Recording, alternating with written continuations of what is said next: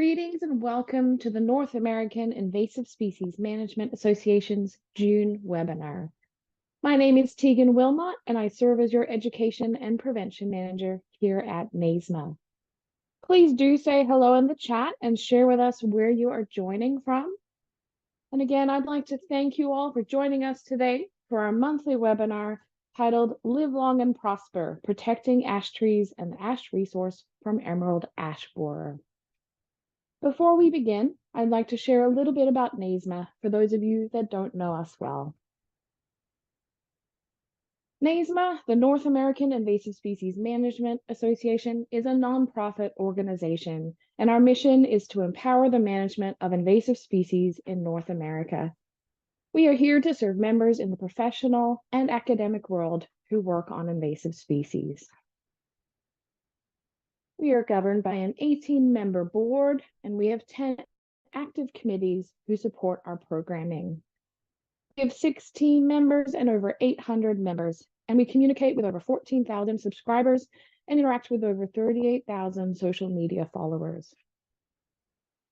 So what do we do? Well, NASMA provides the connection, the tools, and the voice you need to address invasive species, and we frame our programs around these core pillars. We provide opportunities for collaboration and connection through our webinars, summits, and annual conference. We provide a collective voice on a national platform to advocate for relevance and support through our government relations program and National Invasive Species Awareness Week. And we equip our membership with the tools needed to manage and educate the public about invasive species through Play Clean Go, the NASMA Shop, our certified weed-free products program, mapping data standards, and Invasives U online learning. You will not want to miss the 2024 NASMA Annual Conference. Mark your calendar and plan to join over 300 attendees in Missoula, Montana from September 30th through October 3rd. Our theme this year is sharing stories and celebrating partnerships. There will be over 70 sessions to attend and 2 additional events, including a symposium on invasive annual grasses hosted by our partners at the University of Wyoming's Institute for Managing Annual Grasses Invading Natural Ecosystems, and the Invasive Annual Grasses Technical Transfer Partnership. The second event will be Continental Dialogue on Non-Native Forest Insects and Diseases, hosted by the Nature Conservancy. And you can register today by visiting our conference webpage. As a friendly reminder, your membership does help to fund our programs and opportunities. If you are not currently a member, we offer a variety of different membership options for students and professionals, and we also offer a monthly plan for professionals. For partnering organizations, we also have several membership options available to you as well, and I encourage you to join our community if you are not currently a member.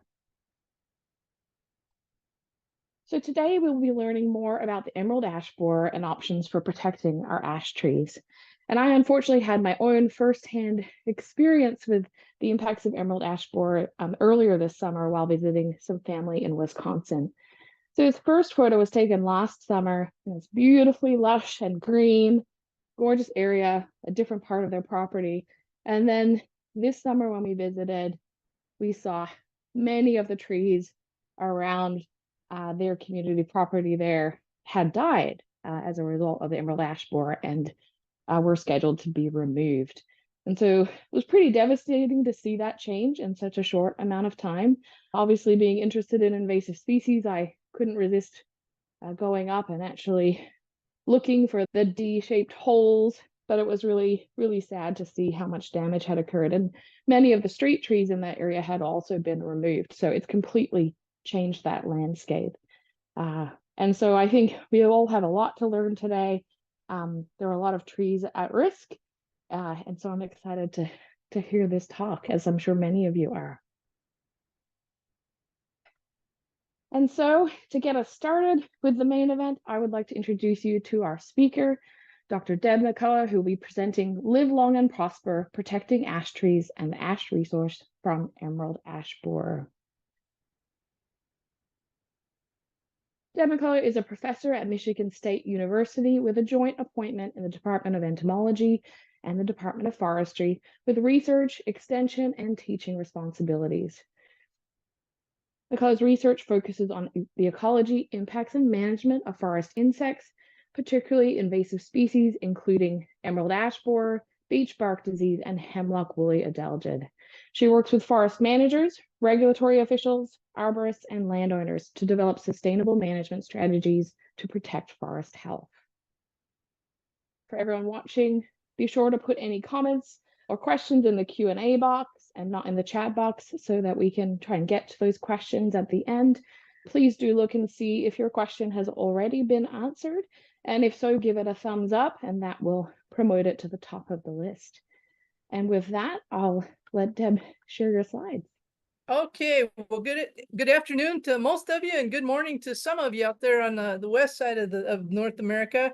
Happy to be here today. Hopefully I can share a little bit of information, hard-won information over the last 20 years that we've been able to acquire. I saw somebody was on the webinar hailing from Tucson, Arizona, and way back in the day, I'm originally from Flagstaff, but I spent a couple years working in Tucson for a landscape installation and maintenance company. And as we simmer under the heat dome that's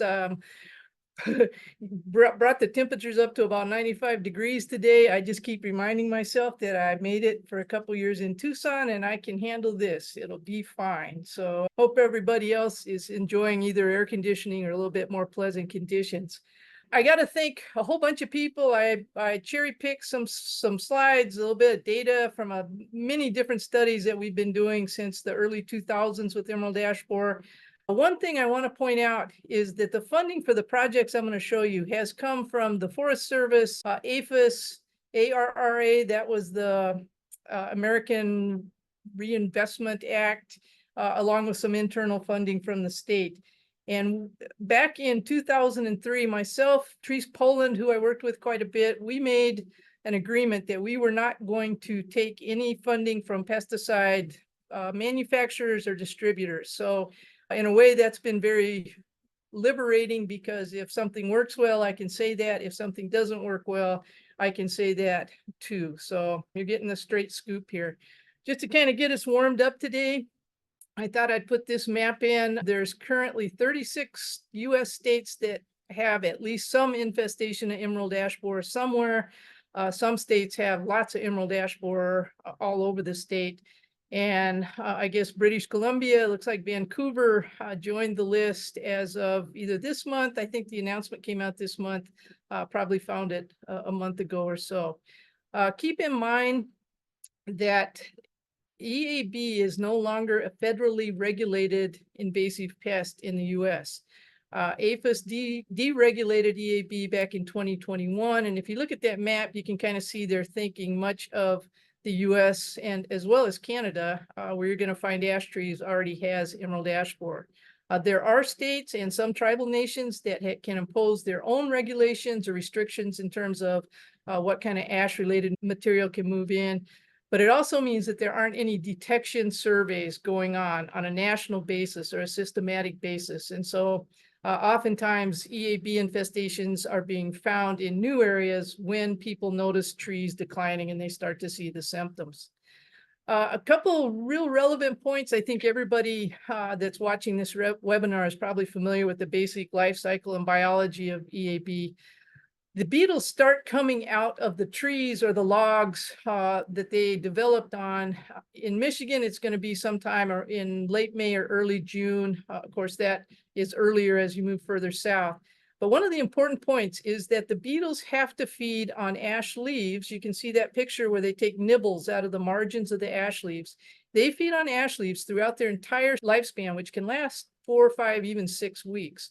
They come out of the tree. Keep in mind, they've been under the bark for months and they have to feed right away. And they don't get interested in mating for at least a week until after they've emerged. And the females won't start producing and laying eggs until more than 2 weeks after they emerge. And that's kind of an important period because it means that if you have trees that have insecticide in the foliage and the beetles take a bite of that foliage, you're probably going to kill those adults before the females have a chance to lay eggs. Also, it's the females that are going to pick out the trees for laying the eggs. a larvae doesn't have any choice. It hatches out of the egg, goes straight through the bark and starts feeding in the inner bark, the phloem, and that thin layer of cambium, all through the summer. And so what trees the female chooses to lay her eggs on has a whole lot to do with which trees get infested first and how quickly certain trees, the larval density builds up and the trees decline and die. So we figured out that every EAB larva needs about 10 square centimeters of ash phloem to develop. And there's about 2.5 centimeters per inch. So if you can do the math in your head, that's good. What happens is that larval density builds over time, okay, and the larvae are eating the phloem, so the area of live phloem inside the tree is going to decrease. And we've done a lot of sampling, a lot of debarking of trees. And what we have come up with is kind of a general rule of thumb that you can get about roughly 100 adult EAB out of a square meter of phloem. And if you measure the diameter of the tree and the length of the trunk or whatever you're interested in, you can calculate the amount of phloem in the tree, and you can then calculate about how many adults will eventually emerge from the tree. They don't all come out in the first year or the second year even, but eventually you can see what you're going to have. And that works for a single tree, or you can do it for a whole list of trees. You can see that relationship between diameter at breast height, what we'll call DBH, and the surface area of phloem in a given tree. And you can see that it's linear early on, but then as the trees start to get to be 12, 14, 16 inches, that becomes an exponential relationship. So generally 90 to 100 adult EAB can emerge per square meter of phloem from a given tree. And that becomes important because understanding the dynamics of an EAB infestation, the first few years, larval density is typically low. Okay, and if you look at that graph, that's from a big field study. It took place over about 80 acres, and every year from 2007 to 2014, we were felling and debarking ash trees in this area. And you can see the density grows relatively slowly at first. If you look at the y-axis, that's the number of larvae per square meter of phloem area. Okay, and we didn't think ash borer was even in this area when we started the project in 2007. And, they were there, you just didn't have any symptoms. And then as the density builds up to about 25 to 30 larvae per square meter, that's where you start to see symptoms. Okay, so if you look at 2012, some of the trees in these areas were starting to have the thin canopies, maybe a weird epicormic sprout. Maybe you see some woodpecker holes up, especially high in the tree. And then, of course, every female is producing at least 30 eggs. And that's where the infestation, the density of the larvae really starts to blow up, and it becomes an exponential relationship. And you can see by 2014, that year we felled and debarked 30 some trees. And we were up averaging around 70 larvae per square meter, which means those trees were declining and dying at that point. And this is my attempt at kind of doing a nice little colorful figure. As the ash borer larval density goes up, of course, the phloem in the ash trees decreases because the larvae are eating it, and eventually those ash trees are going to succumb and die. But it doesn't happen real quickly. It takes 4, 5, 6 years before the density in trees in a newly infested site is going to be high enough to start to cause any of the symptoms. And if you look at the pictures on the right-hand side, bark cracks and epicormic sprouts down low on the trunk, that means you're in this kind of peak area here where the density is building very quickly and your trees are really going to start to decline. And this period in here from about, say, 4 or 5 years after the infestation begins, for another 4 or 6, maybe longer, 4 or 6 years, you're just going to have this, some people call it the ash death curve. Some people call it hell for the city forestry people. A couple things. Ash trees, we talk about ash trees like they're just one thing, but they're not all the same, of course. And there's 3 big factors that determine which trees get infested first, how quickly the density builds up, whether the trees are relatively resistant or very vulnerable. Stress is a biggie, okay? we know that ash borers can kill healthy trees, but given a choice, any kind of choice at all, they would much prefer to colonize and lay their eggs and feed on stressed trees. Okay, in their native range in China, they are a secondary pest. They only attack dying Asian ash trees in places like China. And even here, they will definitely go after the stressed trees. Species is always important. We're going to talk mostly about green and white ash, or at least a little bit here. And green ash is much more preferred than white ash is. And then sun exposure is also an important factor. These beetles like to be out in the sun. And, you know, the reason to think about these things is that the sooner you can detect a new infestation, the better. It takes time to get everything pulled together, especially in terms of resources, especially if you're depending on municipal leaders, township officials, somebody like that to provide the resources and the okay to begin a EAB management program. You're going to have to do outreach. People are going to be interested. They're going to want to know what you're doing or not doing. So in terms of detection for new infestations, you want to look at stressed trees, anything with poor growing conditions, really compacted soil. A lot of times you see people, at least out where I live, rural areas, where they stapled fence wire to trees, and now the trees are growing through it and the fence wire is cutting into the tree. That's a form of stress as well. And when you start seeing woodpecker holes, usually up in the upper canopy on that main leader, typically first, that's a good sign that you have ash borer. Again, I know there's many different kinds of ash species. Just in the US, there's either 16 or 18, depending on if you're a lumper or a splitter. But the two species that are most commonly used as landscape trees will be green ash and white ash. So Fraxinus pennsylvanica, Fraxinus americana. If we have time at the end, some of you in the West, I know there's velvet ash is pretty abundant, latifolia is over on the West Coast, and so forth. But most of us are dealing with green ash and white ash. And I will say, when I go home to Flagstaff and I look at the trees on the street corners, on public land and in parks, it's amazing to me how many green ash and white ash are planted there, even though that's quite a ways west of the natural range of both species. Green ash is going to be attacked, colonized sooner than white ash consistently. Okay, unless you have really stressed white ash trees. This over here on the left side, this is one of our very first ash borer projects. We had green ash trees on one side of the road, white ash trees on the other side of the road. And when we started in year one, we had 12 green ash and 12 white ash. One of the green ash died by year two.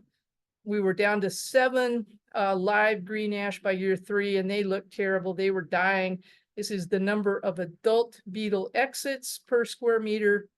And you can see with that kind of density, these trees were literally dead the next year.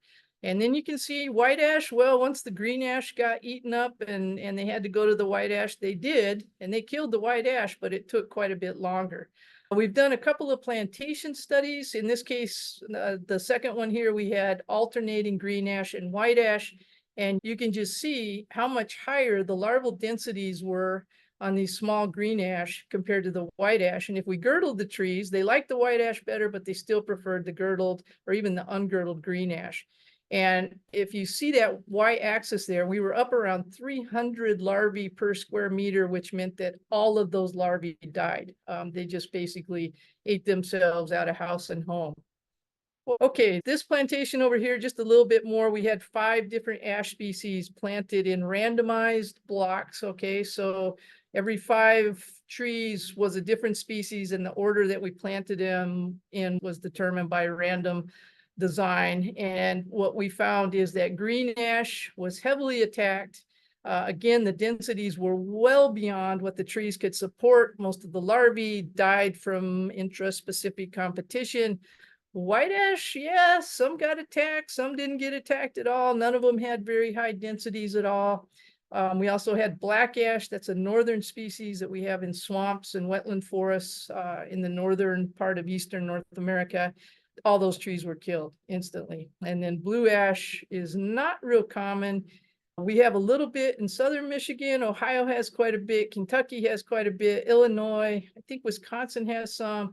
It's resistant. The beetles don't like that any more than they like Manchurian ash, which is native to Asia. So species matters. And then sun is important, sun exposure of the tree. The beetles got to be loving this current heat dome. They like it hot, they like it sunny, and they are very strongly attracted to light. If we try to rear them in the lab, they were constantly trying to fly up to the lights.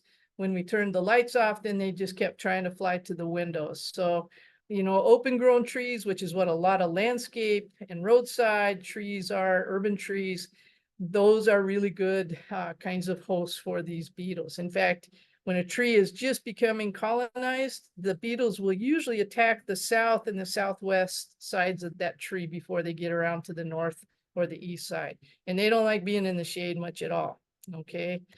So these are myths that drive me crazy, or myths that refuse to die.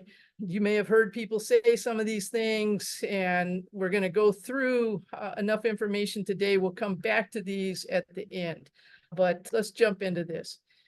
So in terms of what you can do to protect ash trees from EAB, nobody uses cover sprays. Okay. I think if you really hosed a tree down with a long lasting insecticide, like a pyrethroid or something, in fact, we did these experiments early on, it can be effective. It will definitely kill some of the adult beetles, especially if you really cover the foliage that they're trying to feed on.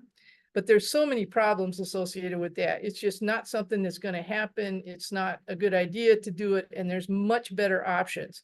And those options are going to be systemic insecticides. Systemic means that the tree system is carrying the insecticide, okay? And so you're putting the insecticide into the base of the tree, either by trunk injection, or as applying it as a basal trunk spray, or you're putting it into the soil so the roots can uptake it. And then these insecticide products will move in xylem. Okay, that's the live sapwood. They're moving with the water from the roots up the trunk and into the canopy and into the foliage and the branches. Number of different products here. I just am going to talk about the ones that are most commonly used: imidacloprid, dinotefuran, azadirachtin, and imamectin benzoate. We're going to take these one at a time. If you tuned out all the new information about EAB somewhere around the mid-2000s, those are the people that think that if you treat trees, it's a waste of money because the trees are eventually going to be overwhelmed and killed by EAB. That is no longer true. The products, the chemistry has changed. It has improved. There are better products now. We know a lot more about how to get those products into the tree and what to expect. And we know a lot more about the beetles and their behavior and biology and all kinds of things. And, you know, all of these pictures here are basically just illustrating some of that work. These products, again, imamectin benzoate, azadirachtin, dinotefuran, these were not available when ash borer was identified in 2002. Imidacloprid products were available, but not the ones that we use today. Okay, so lots of products, lots of options here, and we'll go through these again. So imidacloprid, very first neonicotinoid insecticide. Okay, it is a reduced risk insecticide. And what that means is that it is not terribly toxic to people, animals, birds, pets, and so forth. It can be applied virtually almost any way. You can apply it to the soil. This is how it's typically applied, either as a soil drench, like you see the woman pouring it around the base of the tree, or you can do a soil injection if you have turf that goes right up to the base of the tree. You want to put it right around the base of the tree because the concentration of fine roots is really high right around the base of the tree. You can apply it as a trunk injection. Takes more time, costs more money. You can see here, if I don't flip my cursor around, in the middle here, you see the little white, these are Moget capsules. That was one of the real early trunk injection options. I don't think those are widely used anymore, not super effective, but you can also inject with other kinds of equipment. Some states, Michigan included, New York, I believe, is in the same way. If the label doesn't prohibit application as a basal trunk spray, you can also put imidacloprid on as a basal trunk spray, but typically it goes on as a soil drench.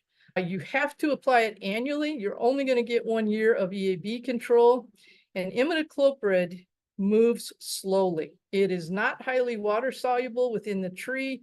And so it kind of chugs its way up the trunk and out into the foliage. So you want to give yourself something like a 2 to 3 week lead time. Let's say if you want the trees to be toxic to the beetles, I have the imidacloprid in the leaves by, say, late May, early June. Well, I would be applying a soil drench of imidacloprid at least 2 and maybe 3 weeks ahead of time.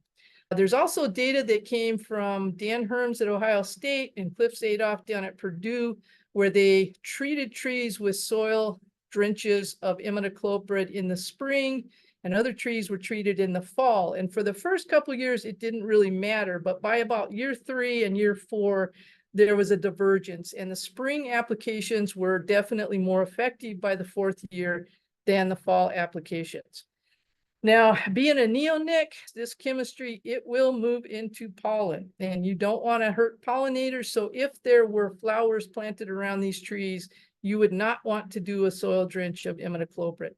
There's professional products, there's homeowner products that have half as much active ingredient, but still something that you can do it yourself. You can buy it at big box stores and garden stores and so forth. Dinotephuron came along later, and there's not nearly as many products out there. Dinotephuron, the patent expired eventually, but it was in place for a longer period of time.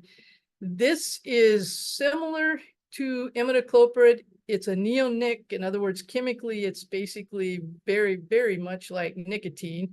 Reduced risk insecticide, not hugely toxic to people or other kind of animals. It can be trunk injected, but it's typically applied as a basal trunk spray where you're using just a simple 2-gallon sprayer. You can use a backpack sprayer, and you're spraying from about head high or shoulder high, 4.5 feet, 5 feet down to the base of the tree. And what you're doing is you're allowing the dinotephuron to move through the bark and get into that outer ring of xylem, which is the most active part of the xylem. And that's what's going to carry the product up into the canopy and the foliage. And it's 80 times more water soluble than imidacloprid. And so it moves much more rapidly into the tree. And if you're doing imidacloprid, the only special equipment for a soil drench is a bucket. If you're doing a basal trunk spray of dinotephuron, the only special equipment you need is a 2 or 3 gallon sprayer, which you can buy at Home Depot for about $30. Again, this is something you want to put on in the spring, and you have to be careful to apply the full dose. Okay, there's mixing instructions and everything on the label. Sometimes you see professionals, they're in a hurry, they're trying to be efficient, and they'll go around the tree and they'll wet the bark, and then they move to the next tree. And in my experience, we have to go around the tree 2, maybe 3 times to get the full dose for a tree of a certain diameter, get that full dose onto the bark. Azadirachtin came along even later. Azadirachtin is a chemical that comes from kernels of Azadirachta indica, which is native to India. And if you know of neem oil, this is the same chemistry. And the nice thing about azadirachtin is that it's not toxic to birds or mammals, including humans. It has to be applied via trunk injection. Okay, and you can see the Canadians have their EcoJet injection devices. You can see down there, you have to load each one individually, but you can use them for more than 1 year. You can kind of keep using them for a couple of years. Azadirachtin is different from the other insecticides in that it doesn't affect the nervous system of insects. It does other things. And some insects are repelled by it. For example, grasshoppers are sometimes repelled by azadirachtin. In the case of emerald ash borer, we worked with it for about 3 or 4 years. And what we found is that it does not kill adult beetles. If anything, it makes them healthier. They feed more, they pooped out more frass, they were happy, they were mating. What it seems to do is to affect the ability of the adults to produce viable eggs. Either it reduced the egg production altogether, or the eggs were laid, but they didn't hatch.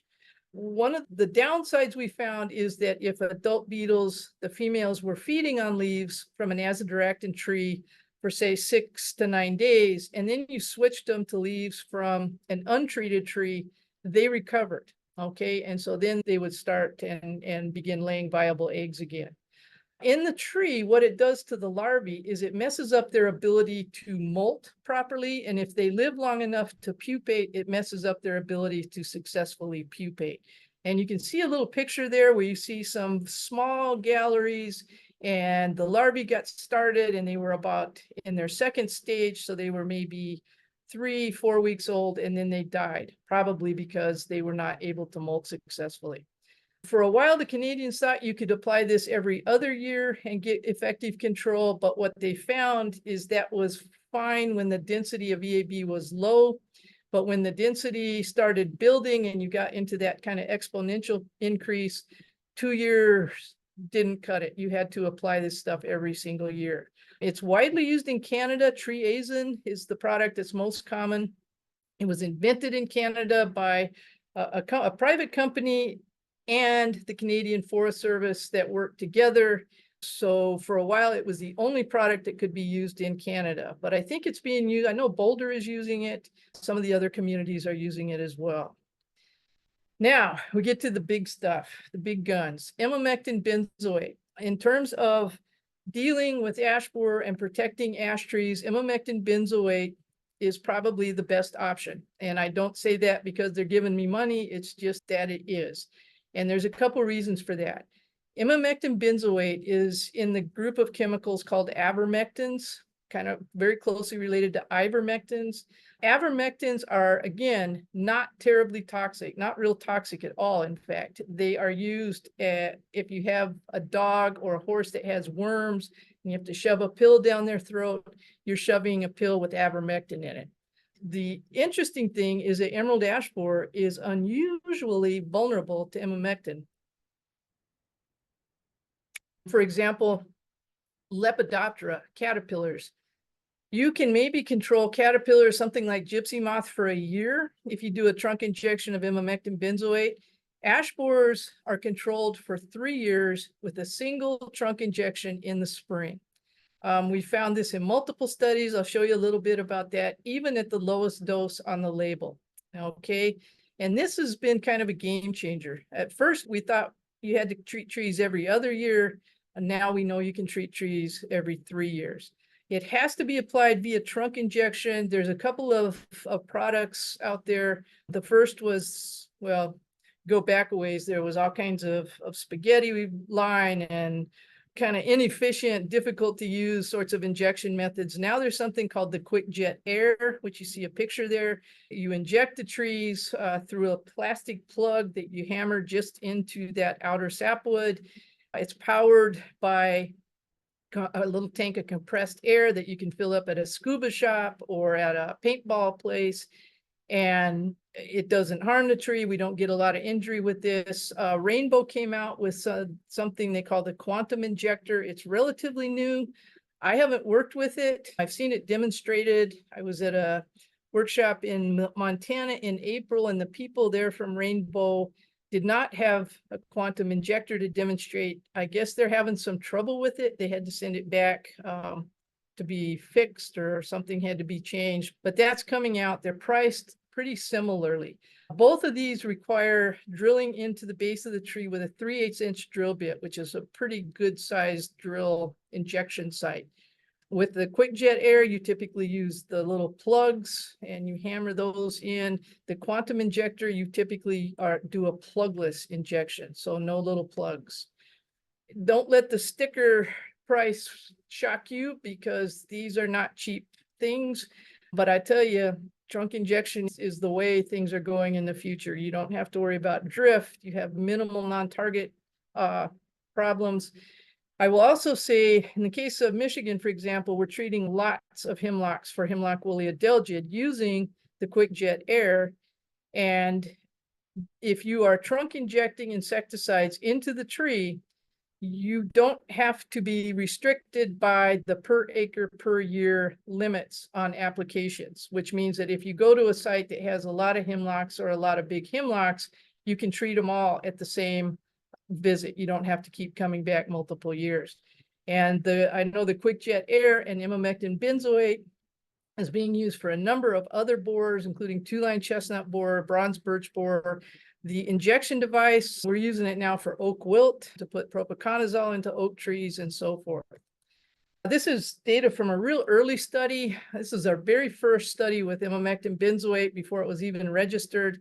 And I just show you this to kind of give you a sense for how much better it is than dinotephuron or imidacloprid. We had 25 trees per treatment. Dinotephuron, we had trees that were treated with dinotephuron and pintrabark, which is a surfactant. Turned out it didn't do much. And the bottom line is that if we treated trees the first year and again in spring of the second year, we got pretty good control. You can see these are the untreated controls here. Larvae per square meter is getting up to the point where it's going to cause the trees to die. These trees by the end of the summer were declining, looked terrible, 80 larvae per square meter. Imidacloprid with the capsules. These are trees that were treated in the spring of year 1 and again in spring of year 2, virtually no live larvae on those trees. And then half of the trees were retreated, the other half remained untreated. When we cut them down and took the bark off of those, you can see that dinotephuron and imidacloprid didn't provide any control in the second year, whereas the imamectin benzoate trees still had virtually no larvae. So almost 100% control with the imamectin benzoate. And I will point out that these trees were not very far apart from each other, all of these trees. It was on one big site. And you can see the larval density dropping here. That's because so much phloem had been eaten out of the untreated trees by the second year. We've done other studies. Other people have done other studies with imamectin benzoate with landscape trees that are monitored to look at canopy condition over time. We do these really intensive studies, both with urban trees and out in the woods where nobody cares if we're cutting trees down. We do bioassays with the adults, and I can tell you that imamectin benzoate just works really, really well on emerald ash borer. This is a control tree. You can see all the galleries, all the phloem has been consumed. This is a tree treated with triage, and it couldn't have been more than 20 meters away from this tree. These are data from a study that went for 7 years. We had trees that were treated annually, every 2 years or every 3 years with dinotephuron, imidacloprid, and imamectin benzoate. And what you will see there is that if you applied dinotephuron every year for 6 years, it worked pretty well. It kept the larval density down in these trees. Imidacloprid never worked great, but it wasn't terrible. But imamectin benzoate, the high dose was 5 mils per dBH inch. The low dose was 2.5 mils per dBH inch. And even when we treated it, there were 3 generations of larvae that fed in between treatments, and it's still almost no live larvae on those trees. So one of the things that we looked at was whether these big injection efforts in the plastic plugs were causing problems for the trees. You know, if you're going to treat trees indefinitely, more or less, you don't want to be harming them every time you inject them, even if you're injecting them every 3 years. And so we went back to these trees and we took stumps and cross sections and looked at them first just by, kind of looking at them in the lab and looking at them in the woods. 61 trees, over 500 injection sites. And on a couple of them, we saw the outer bark cracking, and those were trees on wet areas. And then when we took the bark off and we did some really intensive microscopy work, those trees, even where there were cracks, had no internal decay or necrosis, even the trees that were treated annually for 6 years. And you should never treat trees annually with trunk injections of imamectin benzoate for 6 years. But that's what we did, and the plugs worked pretty well. You can see here, these are plugs, all of these areas here.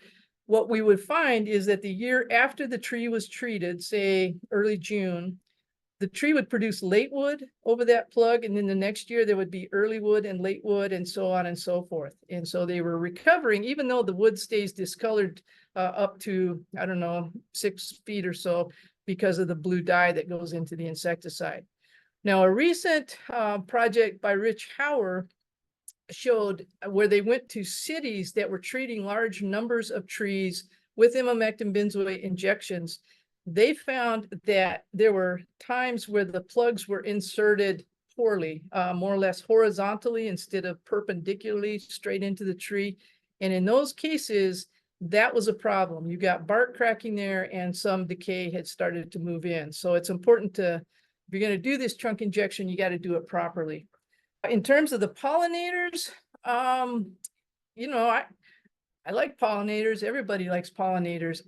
My feeling is that emerald ash borer insecticide treatment options should not be a problem for pollinators. And the reasons are that, first off, ash trees are pollinated by wind. Okay, there's one in Italy, manna ash, they call it, that flowers, that actually needs pollinators, but everything that we have growing in North America is going to be wind pollinated. Ash flowering occurs early in the spring, and it's for a pretty short period of time, like a matter of days. There's not a lot of pollinators active, and if they are active, if it's warm enough for these pollinators, bees, butterflies, moths, beetles, flies, there is typically in that time of spring, there is going to be a lot of other sources of pollen, flowering plants that are going to be available to those pollinators. You typically would not be applying systemic insecticides until after that period of ash flowering is well past. You usually want to have some leaf development before you start doing trunk injections, for example.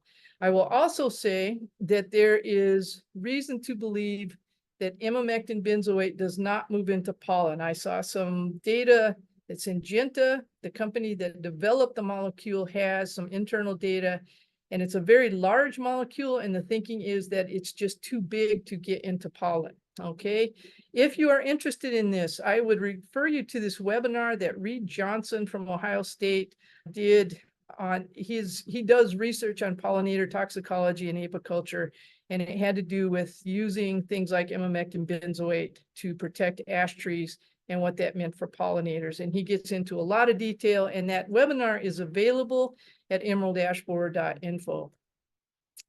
One thing I would say is, if you're going to use systemic insecticides, you need to do it before the trees look like this. Once you see bark cracks and epicormic sprouts and exit holes and so forth down on the trunk, it's probably too late, because the vascular system, that xylem tissue, has to be healthy enough to carry the insecticide up into the canopy to control the beetles. Okay, and so once you've lost, 50, 60% of the canopy, that's probably going to be too late. Lots of information is in this bulletin, which is available on the eab.info website. This was Cliff from Purdue and Dan from Ohio State, myself, Dave Smetley, who's also here at MSU. We just put everything we could think of, how-tos, pros and cons, frequently asked questions about all these different treatment options. We also have a publication on there about potential undesirable side effects of systemic insecticides, and that deals with potential effects on pollinators, water, all kinds of things, and you're welcome to look at that as well. So yeah, just kind of summarizing here, if you're going to treat the trees, do it before they sustain really serious amounts of injury. Trunk injection is, I think it's best done by professionals. There's an art to it. If you get a chance to use these products, you're going to want to go through the training or get some kind of training, at least watch the video. There are some homeowner products, especially imidacloprid is a good option. There's an imamectin benzoate product available for homeowners. I still think having a professional do it's a better idea. Timing is important. I also think sometimes there's misinformation, and you say neonics like imidacloprid and dinoteffuron, and people kind of seize up sometimes. And they're well-meaning people, but we're not, we're keeping that insecticide within the tree. We're not spraying it. We're not broadcasting it like you would see in agriculture. You don't want to use those products if there's any chance flowers are going to pick them up. But for the, by and large, you can, without a whole lot of effort, not have any impact on pollinators. Now, in terms of economics, there's two kinds of ash tree removals that can happen when EAB gets discovered. One is proactive, where a city or perhaps the neighborhood association decides that they're going to remove and replace ash trees with some other species. And I can tell you, I've seen it multiple times in multiple cities in different regions of the country. I don't care if the tree is on city property, municipal property. If that tree is in front of somebody's house or it's by a school and you're taking out a healthy tree, people get really upset about that. And so not a great option, really. Property values are affected, ecosystem services, and so forth. Reactive removal is the idea that you will take out ash trees as they become infested and start to decline. In my experience, unless you have just a few ash trees, that doesn't work well either. You will get overwhelmed relatively quickly. That 4 to 6 year period or so where all the ash trees are dead, dying, declining, that's just hard to deal with. If you need utility companies to go out and mark underground utilities, they will be overwhelmed. They won't be able to keep up with it. You have legal liabilities. And I'll tell you what, when an ash tree dies, it doesn't take more than maybe a couple years before it starts to decay and it becomes very dangerous to climb.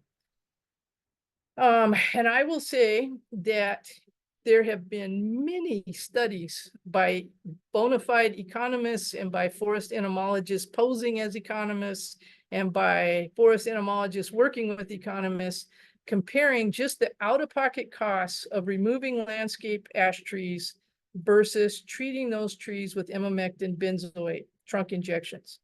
And all of these studies assumed that the trees would be treated with imamectin benzoate every 2 years. You can see them all there. All of those studies concluded that it made more economic sense to treat the trees than to either proactively or reactively remove the ash landscape trees. If you need some of those, I'm happy I can share reprints with Tegan or somebody like that. Very basic, this is how forest entomologists do economics, but if you assume $10 per dBH inch to treat a tree with a trunk injection of imamectin benzoate, that's pretty standard price, at least around here. So a 30-inch tree, you're talking $300, but you get 3 years of protection, so it's really costing $100 a year. To remove that tree, if it's simple, you can probably do it for less than $2,000. If it's in the backyard or there's wires or there's structures around it, it's going to be a lot more expensive.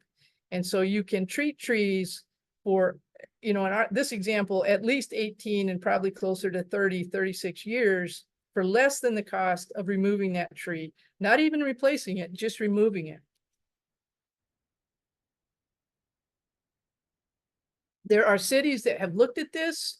For example, the city of Milwaukee, I know most recently when I was checking in with them, they were still treating over 10,000 ash trees on public property.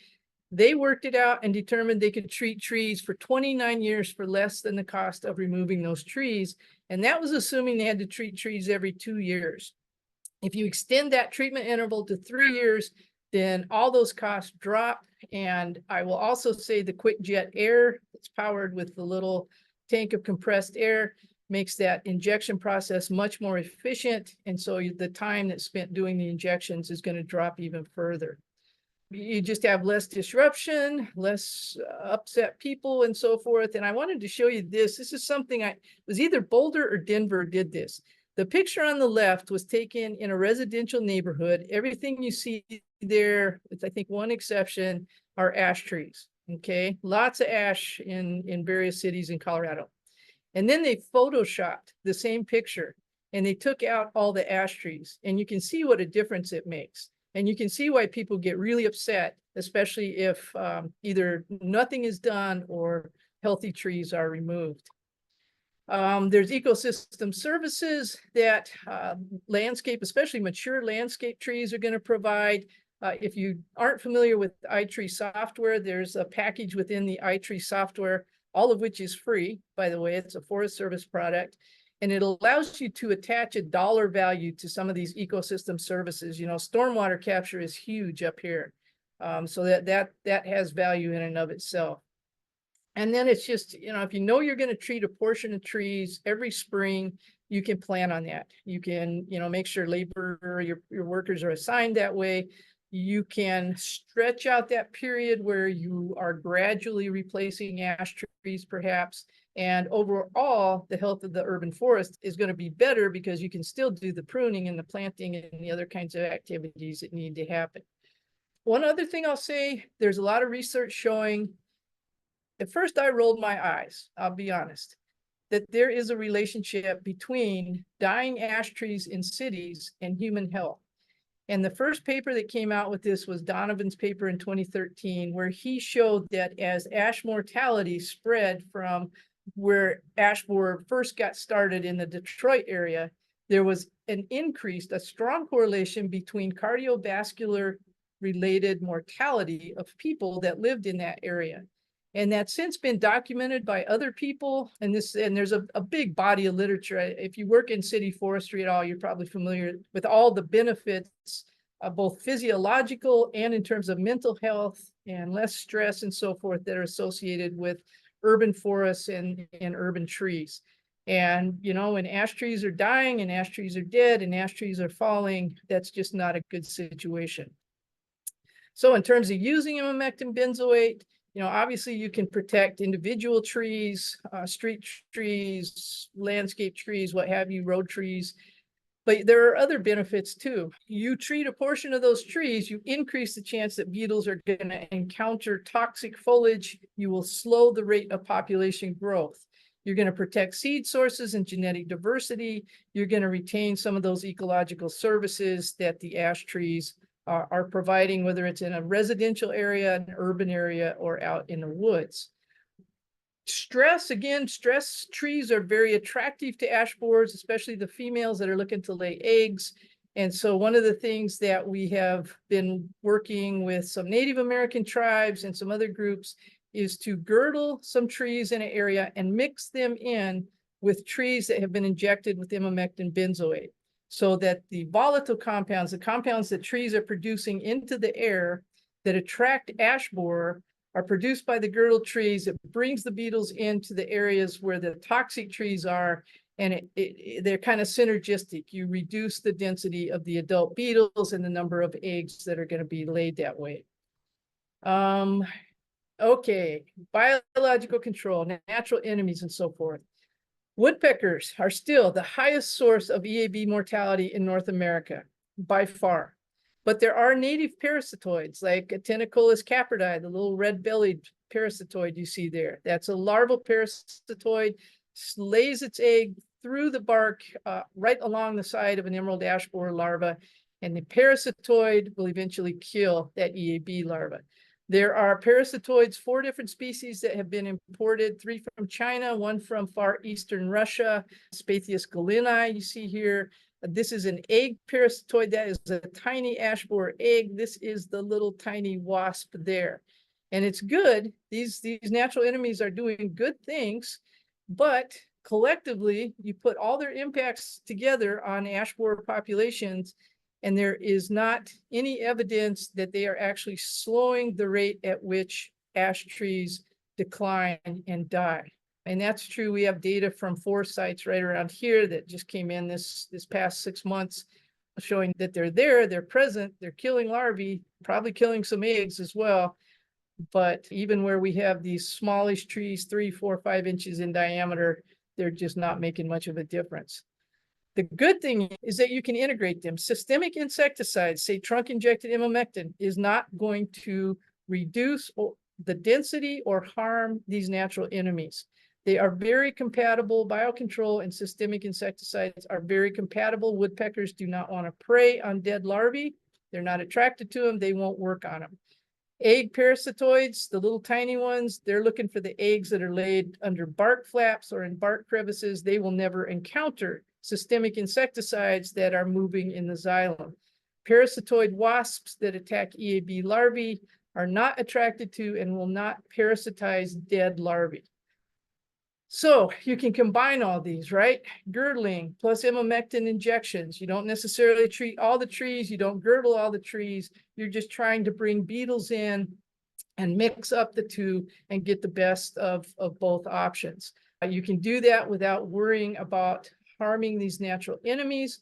In fact, there's reason to think, and I won't go into it now, but having trees that are not infested should encourage these parasitoids and predators to focus their foraging efforts on trees that are infested. And that may actually increase rates of parasitism. So if we come back to these myths, kind of coming full circle here, this myth is not true. You can get 3 years of control with imamectin benzoate trunk injections, and if you use azadirachtin, dinotefuran, or imidacloprid, they will work as well. Trunk injections, those big drill bits are going to injure the ash trees. No, do it right, and there's not a problem. Okay, take your time. You can't go super fast. You got to take your time, but there's no reason why trees should be injured or should become decayed by trunk injection.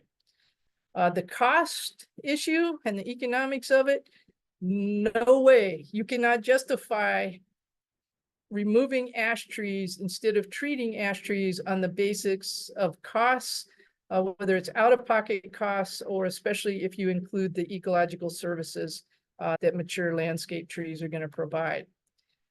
Pollinators, no. If you do things properly and you know what you're doing, especially if you're doing trunk injection, there's just minimal chance of harming pollinators. You don't want to put imidacloprid, any kind of soil drench, when you have flowers present. If you were doing a basal trunk spray, you don't want to spray the flowers, but it's relatively simple to avoid any kind of impacts like that. And yes, you can integrate systemic insecticides and biocontrol and get the best of both worlds. So this is kind of the grand finale here. Options, you always look at a do nothing approach. You can just watch the ash trees die, okay? And that's, if you have green ash or even white ash, that's what will happen, and you'll sustain all of those kinds of impacts. If you release parasitoids, that's good. Definitely consider that. You can talk to the aphis people in Brighton, Michigan, and figure out all the stuff that has to go on to get some parasitoids once ash borer is established in your area. That is not going to save trees. Okay, I'll just put it right out there. If you integrate everything that you have available to you, imamectin benzoate every 3 years, maybe you rotate trees so that some trees get treated year one, more different trees get treated the next year, different trees get treated the third year, and so forth. You have parasitoids released. In some cases, maybe you can girdle some trees and enhance the impacts of that imamectin benzoate. If you have really infested trees or trees that have outgrown their space, remove them. Those are good ones to remove and replace. Whatever your site characteristics are, you put everything together, you come up with an integrated program, and you're going to get all the benefits of that. That is it.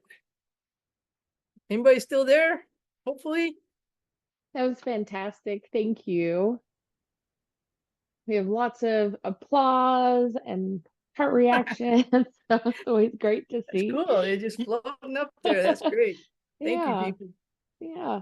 And we have quite a few questions. I know a lot of people have unique circumstances to their sites.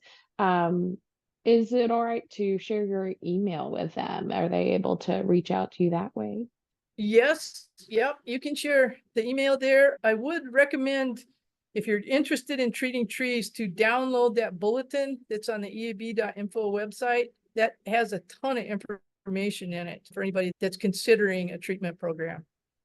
Oh, fantastic. And then we will be sharing the recording of today's presentation on NASMA's YouTube channel as well, most likely sometime next week. I'll be processing the captions for that. So for people who want to look at your slides again and look at all of that wonderful information, they will be able to do that too. And then Jody's posted a link to that site where people can get the bulletin as well as access the YouTube. So we are at the top of the hour, but I really appreciate you joining us today and sharing all of that wonderful information, and also just dispelling some of those myths. And I feel like many people are probably feel a bit more empowered that they can actually do something, which is always great to be able to share that message with folks. Well, thank you for that. There's definitely options. And if you've only recently found ash borer, you have some time to get it together. Just don't wait too long.